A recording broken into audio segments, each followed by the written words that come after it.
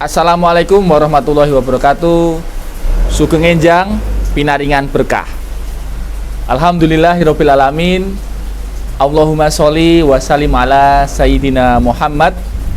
Rabbana atina fid dunya hasanah wa fil akhiratil hasanah wa qina adzabannar. Teman-teman, ketemu lagi di channel YouTube Ridwan Jogja. Channel yang membahas tentang strategik intelijen, kontra terorisme dan permasalahan sosial budaya sehari-hari. Ini adalah video pertama setelah Idul Fitri 1442 Hijriah. Karena itu masih dalam suasana Syawal, kami segenap kru dari channel YouTube Ridwan Jogja menyampaikan selamat Idul Fitri 1442 Hijriah. Taqabbalallahu minna wa minkum minal aidin wal faizin. Mohon maaf lahir dan batin. Semoga di bulan Syawal ini, sebagaimana namanya Syawal, terjadi peningkatan dari prestasi kita, dari aktivitas dan semangat kita. Nah, sahabat sekalian, di video ini saya ingin membahas tentang intelijen Hamas melawan intelijen Israel. Jadi pada saat video ini dibuat, situasinya Hamas dan Israel memutuskan gencatan senjata. Dan mereka menyatakan untuk sementara gencatan senjata. Kita tidak tahu apakah akan bertahan lama atau tidak gencatan senjata ini. Selama lebih dari seminggu, hampir 10 hari lebih ya, roket-roket dari jalur Gaza meluncur ke Israel.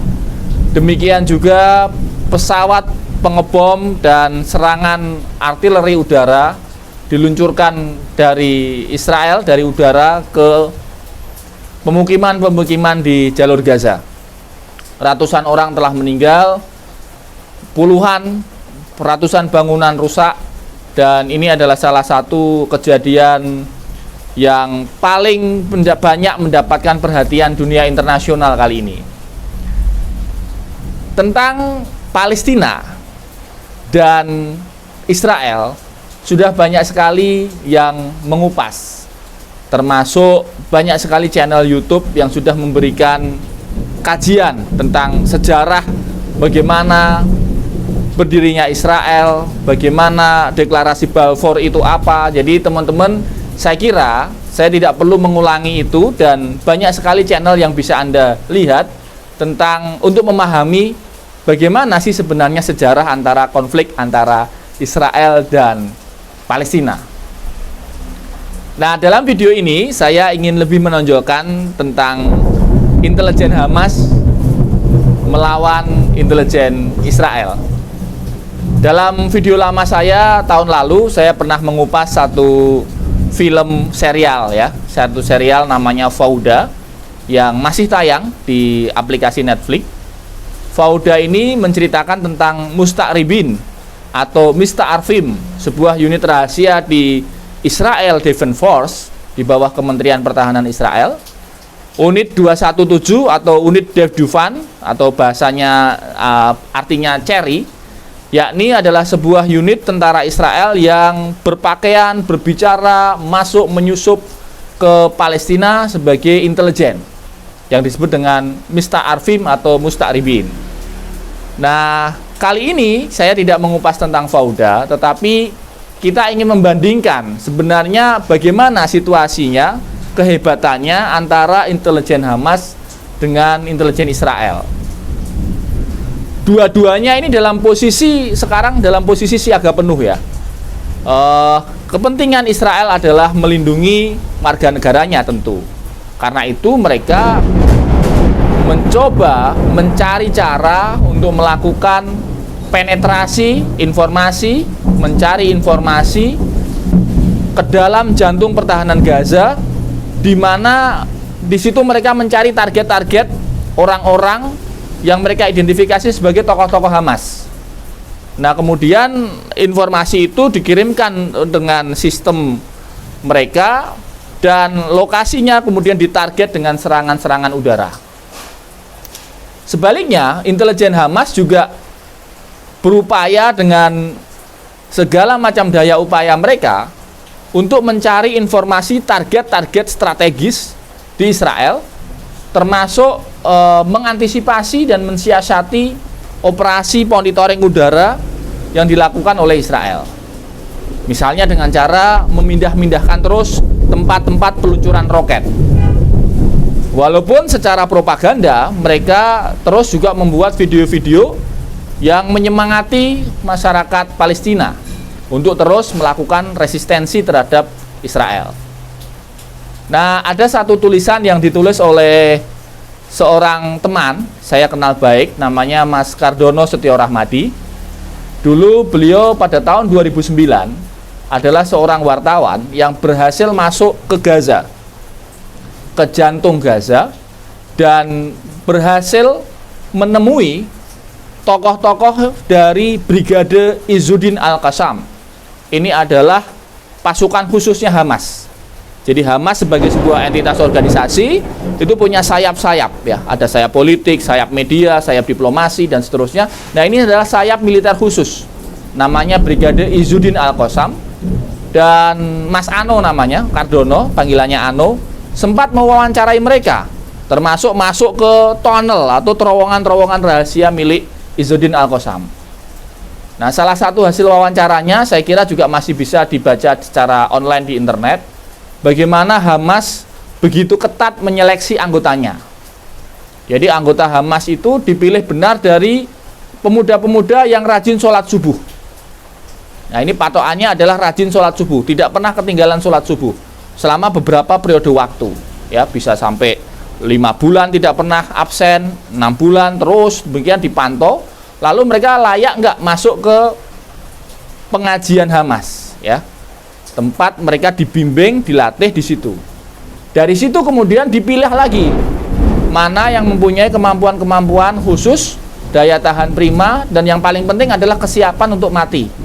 Ya, karena resikonya di sana ya mati, itu mati syahid. Menurut mereka mati syahid karena dikirimi serangan langsung dari Israel yang menjajah Palestina. Nah, kembali ke tulisan Mas Kardono, inilah yang saya kira membuat Hamas begitu susah untuk dilumpuhkan. Kenapa? Karena Hamas menyatu dengan masyarakat.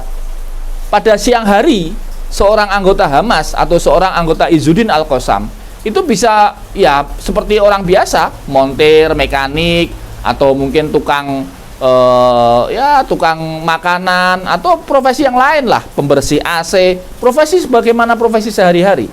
Tetapi mereka sebenarnya juga adalah anggota dari Izzuddin Al-Qassam. Gitu ya. Sehingga masyarakat itu menurut tulisan Mas Kardono yang pernah langsung meliput di Gaza, merasa menjadi satu dengan Hamas. Jadi di situ tidak bisa dibedakan antara masyarakat biasa dengan Hamas gitu.